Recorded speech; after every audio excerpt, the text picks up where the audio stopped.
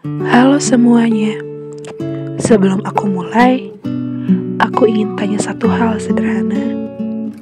Seberapa pedulikah kalian pada lingkungan di sekitar kalian?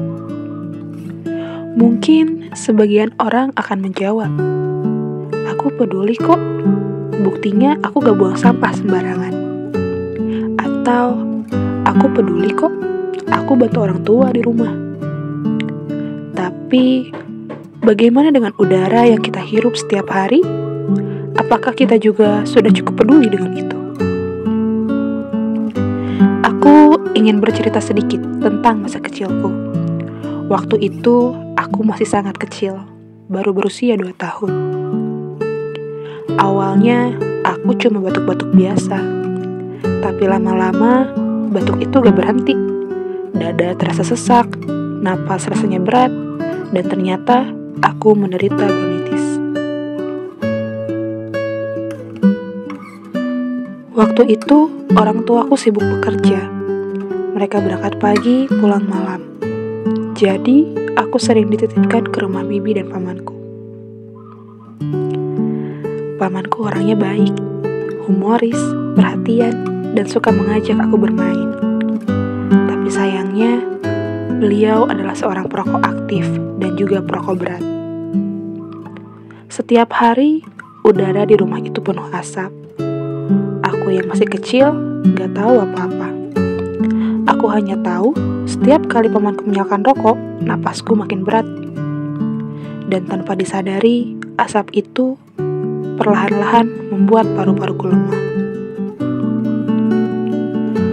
Proses pengobatannya itu lama, sangat panjang, sekitar 1,5 tahun. Aku baru sembuh saat usiaku 3 tahun.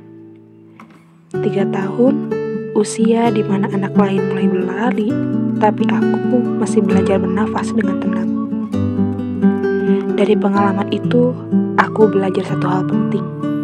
Peduli, bukan cuma soal perhatian, tapi juga soal tindakan. Terkadang, orang yang membuat kita sakit bukan karena mereka jahat, tapi karena mereka tidak sadar. Tidak sadar bahwa hal kecil seperti asap rokok bisa melukai paru-paru kecil yang bahkan belum kuat untuk bertahan. Bayangkan, hanya karena satu batang rokok, seorang anak kecil bisa harus berjuang untuk bernafas. Hanya karena kita tidak peduli, udara bersih berubah jadi racun. Sekarang, setiap kali aku melihat orang merokok di sekitar anak kecil, aku selalu ingat masa itu. Dan aku berharap semakin banyak orang yang sadar bahwa peduli pada kesehatan orang lain adalah bentuk kasih sayang yang sesungguhnya. Karena terkadang, peduli itu sesederhana itu. Menjaga udara tetap bersih agar tidak ada lagi anak kecil yang harus sakit. Hanya untuk bisa bernafas dengan tenang.